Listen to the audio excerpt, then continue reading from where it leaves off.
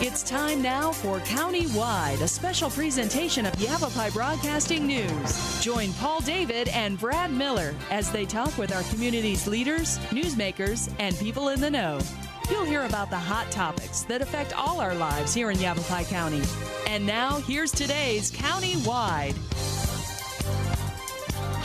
Welcome to County-Wide. I'm Paul David. Great to have you in studio with us today. We're talking with the Yavapai County Community Foundation today. It's been several years since we've had him in studio. Tracy McConnell joins us. Welcome. Thank you. Very good to see you. Thanks. Hope your trip over was good. My pleasure, yes. I enjoy the drive. I do. I want to go back and do a little history lesson on what Yavapai County Community Foundation is, because a lot of folks, I think they hear it in the news, but we don't always go back and talk about who these groups are, these foundations, and it has been a long time. I noticed that it's been around since 1993. Yes. So I'll let you take care of the rest of the history lesson. All right. Give me an idea what YCCF is. Okay. Well, it actually started before YCCF. The Arizona Community Foundation is really our mothership. Okay. That's who we are. And that started 35 years ago. Wow, with some visionary leaders in the Phoenix area. And then about a little over 20 years ago, we had some visionary leaders here, and we're the first affiliate of 8 across the state. Okay. So we were the first ones to actually approach the idea of having an affiliate structure. And that was 93? That was in 93. Okay. And that came with, you know, resources for children and families. It was kind of motivated from that. Barbara and Jean Polk, who are still leaders in the community today, helped to found the organization with other leaders.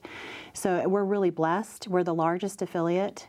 We actually have just reached just under $30 million in assets just for our affiliate. Wow. Yeah, and we've reached near $650 million with the Arizona Community Foundation. Is it outside of Arizona, or is this just kind of an Arizona thing? Only Arizona, actually, yes. I'm a little surprised to hear that it hasn't spread across the country with the success of the We do have, actually. We have community foundations, hundreds of them, actually, now, across the entire nation, and actually internationally now, too. So, and we actually belong to the Council on Foundations, so we really, our job is to stick to the rules of working as a, you know, serving the community, and actually transforming people's passions into enduring philanthropy. So, do we know how it all got started? What was kind of the brainstorm that got the whole thing started in Arizona? In Arizona, no, I don't know the original history. I do know one of our prior advisory board members, her father was part of that, and she is Dave Mauer's wife, Nancy Mauer, and he is the CEO of the Prescott Chamber of Commerce. Okay. So there's family lines that are still alive today. And it just kind of gets handed down, and they keep it does, keep and it it's alive. A beautiful thing because it's really what you'd call generational philanthropy, and it's a great deal of leadership. Yeah. Awesome, very cool. How did you get involved with YCCF? Get involved? Well, actually, I've been in the nonprofit sector my entire career, and that's a while, actually. Okay. I know what it's like to search for grants and to write for them and to manage them, and I did a number of different community organizing efforts, etc. And then I became an independent consultant, and then I was asked to entertain the idea of working with a community foundation. There's only 2 staff there. And at YCCF, there's 2 staff members, full-time? That's all. Okay. And of course, we have volunteer leadership, too, that's engaged, and thank goodness. So we cover a lot of territory, and I also managed a grant that I received and wrote for with a huge collaboration that actually led to Matt Force, believe it or not. Okay. Yeah. Very good. So they fund ACF, the Arizona Community Foundation, funded some of the work that I did. Oh, all right. So I had some familiarity. I fell in love with the idea of endowment. And I don't know if you know what endowment is really about, but it's really you are living off the principle of those. So we have $650 million, for instance. We actually distribute 5% of that every year. That's a lot of money. Yeah, and it's forever. It's never taken away. Once it's established, it goes on forever. In fact, we grow it. Okay. So we actually are a bridge for folks who want to express their passions about giving to the community. And they can name the geographic area, they can give nationally, internationally, but most people want to give locally. And that's where Yavapai County Community Foundation comes into play. And what we do is then we invest that principal, and over the past 20 years, we've averaged just about 8% return, which is pretty amazing. Yeah. And what we do is distribute normally 5% of that principal, and then we actually invest and raise those funds by 2% every year, and then we have a 1% administration fee. Oh, wow. So that we're sustainable as a staff to keep this running. I'll be darned. Yeah. Pretty amazing. It is amazing. That is amazing. We actually have, I can share with you a funny kind of math. Yeah, go for it. Give me funny math. Funny math. It's actually incredible. It's 10 minus 5 equals 11. How?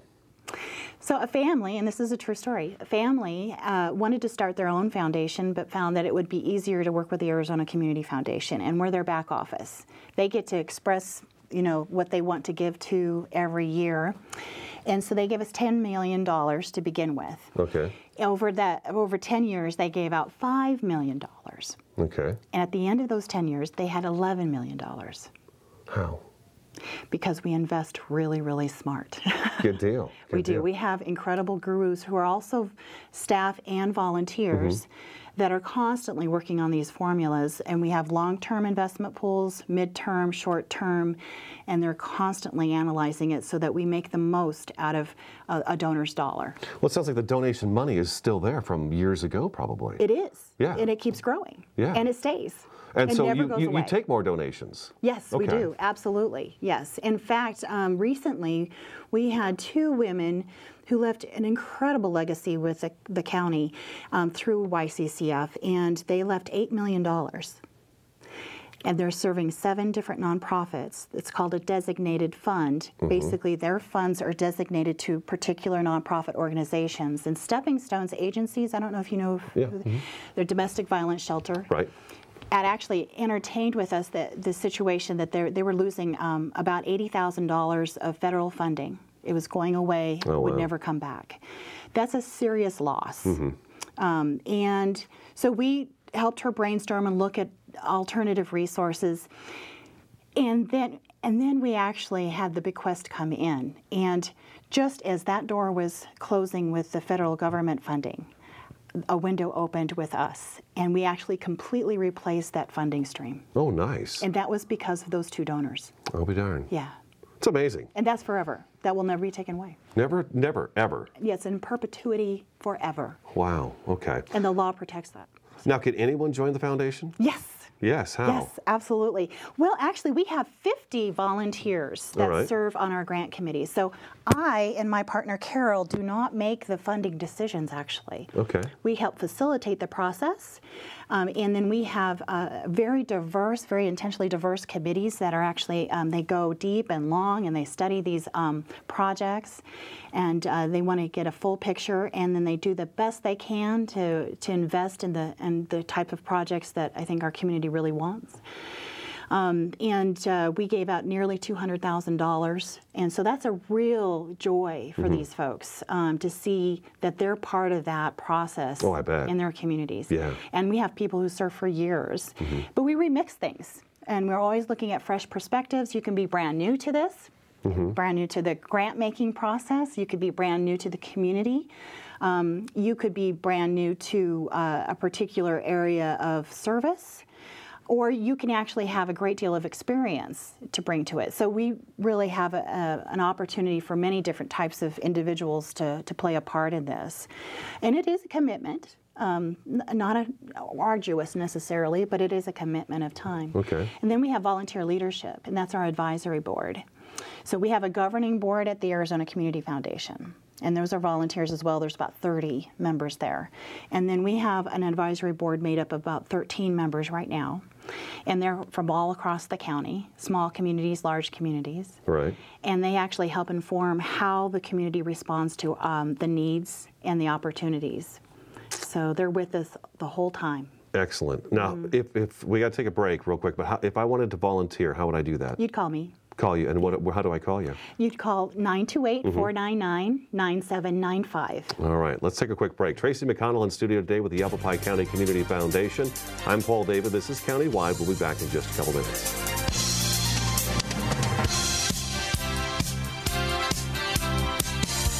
One of the areas still maturing in an adolescent brain is the prefrontal cortex. So when we take drugs, we alter key motivational circuits, changing the wiring needed for the cognitive function of the brain until we can't totally deal with things like memory, thinking things out, and even learning stuff. The signs are there. So is our help. Visit the partnership at drugfree.org for practical advice on coping with teen drug use. A single ember from a wildfire can travel over a mile. That ember can ignite and destroy your home or community. You can't control where that ember will land. Only what happens before it does. Visit fireadapted.org to learn how you can help protect your community from wildfires. Look at me. Hey. Raymond, look at Mommy. Maybe the light hurts his eyes. Maybe she's just not hungry. Maybe he can't hear us. Maybe we're not stimulating him enough. Maybe it's a phase.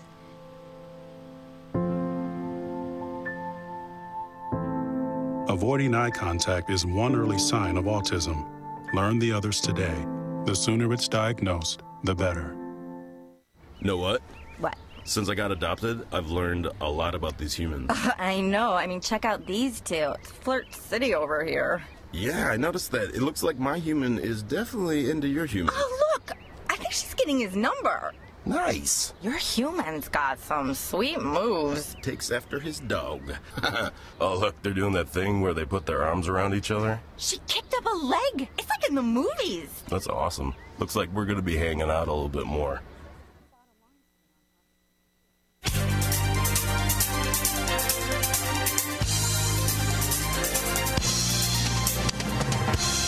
Welcome back to Countywide. Yavapai County Community Foundation's Tracy McConnell in studio today. They've got a grant workshop coming up, and let me make sure I hit that real fast, okay? It's going to be up on February 13th in Cottonwood at the Boys and Girls Club. It'll be from 12:30. Actually, the Verde Valley Medical Center. Oh, Verde Valley Medical Center. Right. Okay, I'm sorry. I'm looking at the one in Prescott's on February 4th from 1 to 3 at the Boys and Girls Club, and then the one in Cottonwood is February 13th, 12:30 to 2:30 at Verde Valley Medical Center.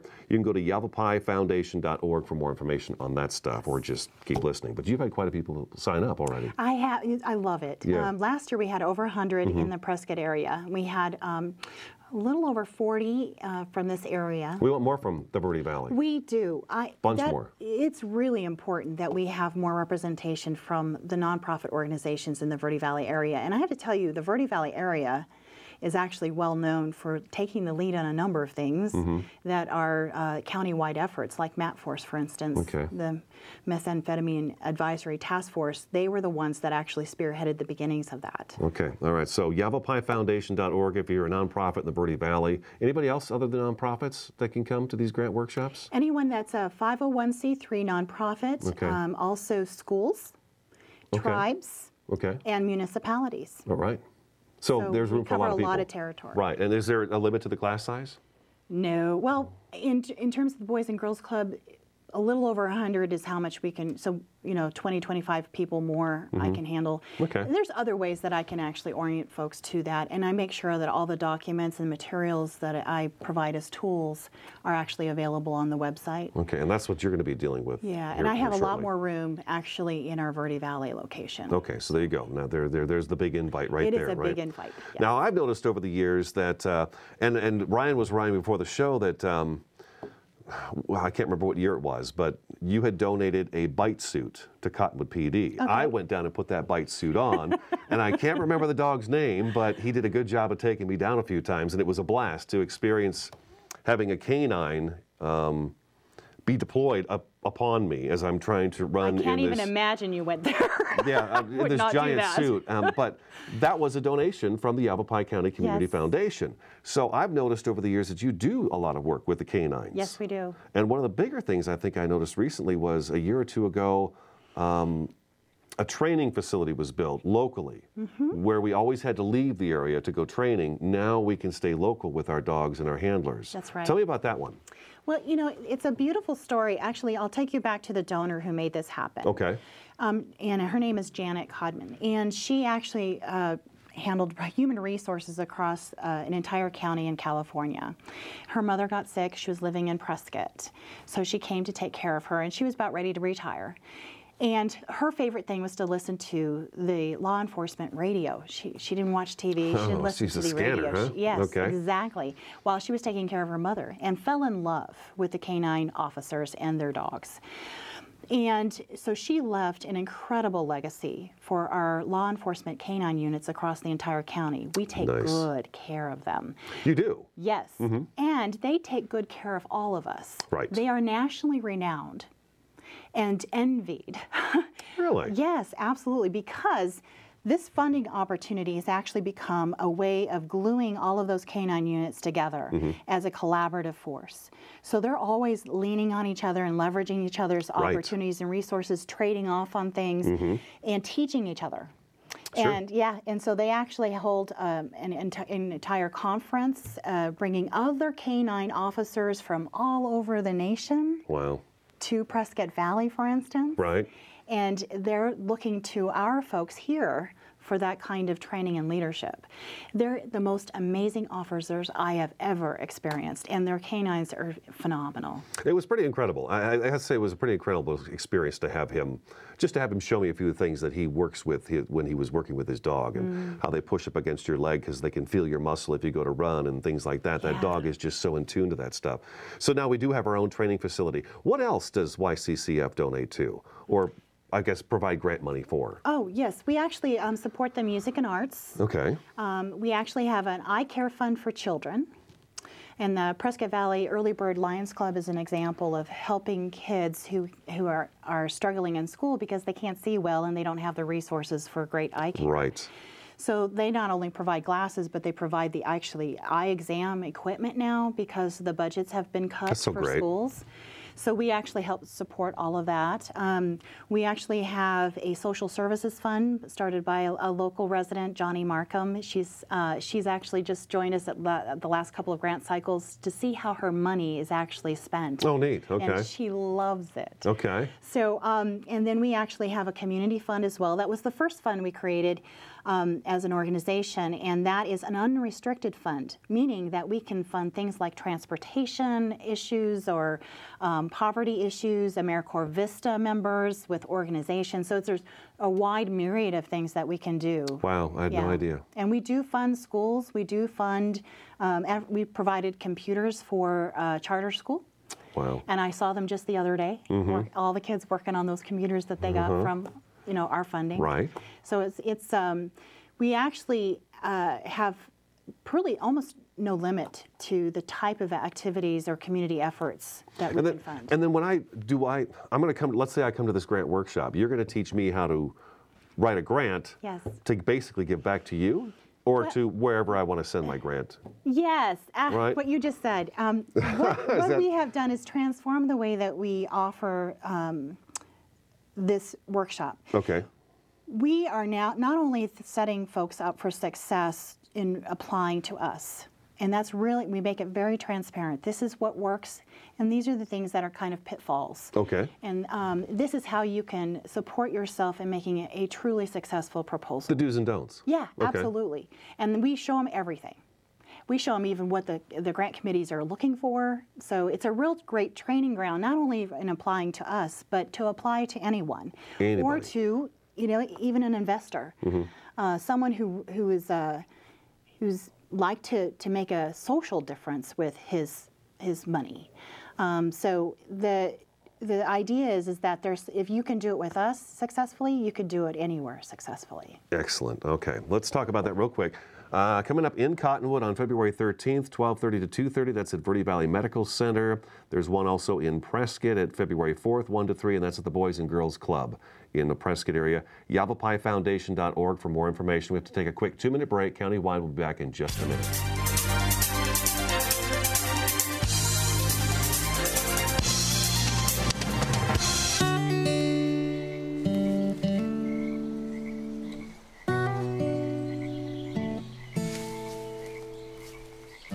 When you're out there, there's no telling what you'll find. I see it! I see it! Oh, look at you. There are some moments only the forest can inspire. Find yours at discovertheforest.org.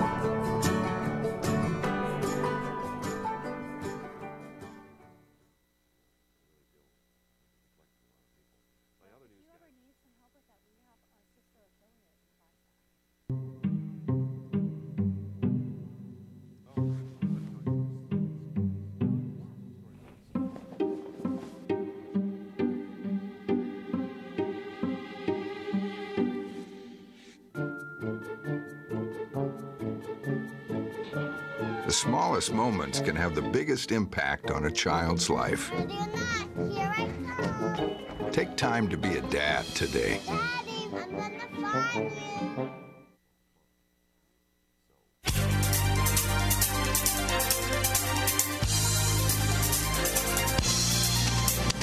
Welcome back to Countywide. We've got just a couple of minutes left of the program. We want to make sure we hit the Big Kids book. The Big and Little Kids book. The Big and Little Kids book. And it basically, we do like this. It's the Big Kids book, and then we flip it over. It's the Little Kids book. And you said this has become very popular. It has. It's a big deal. In fact, it's so popular, we actually have had to print 20,000 books at a time. This year we printed 17,500. We also have a website to back that up so that we're always providing different levels of accessibility. It's in that much of a demand. Wow. And what is the book? We should probably talk about what the book is. Sure. It's a resource guide for all services and opportunities for families with children. Wow. So on the little kid side, so if we flip it here, it's from birth to 5. Okay, birth to 5, little kids. And so that's in partnership with First Things First, early childhood development. And so they are actually making sure that we have an entire culture that really adopts how important that time frame is for our children. Right. And how to support them immediately in any number of ways, whether they have special needs or not. Okay. But to get them to a place of success as they enter school. Excellent. And healthy. And then you take it from 6 to 18 on the big kids side. And this is not just for the resources for the children. This is resources for the parents. So there might be counseling and support groups. There are health services that might pertain to parents, not just children. So it covers the whole gamut. And it's not just for your traditional parents. It's for single parents, it's for grandparents raising grandchildren, it's for guardians, foster parents. I mean, it really touches a lot of people's lives. How do we get one? You actually can call me, or you can go to any library in the county and actually pick up a book.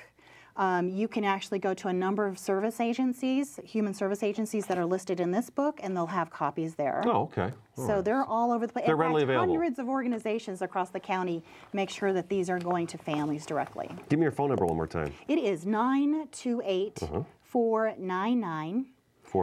9795. Okay. 499-9795. Tracy, thank you so much for coming in. It was great seeing you. Yavapai County Community Foundation. I'm Paul David. That's today's Countywide. We'll talk to you again next time.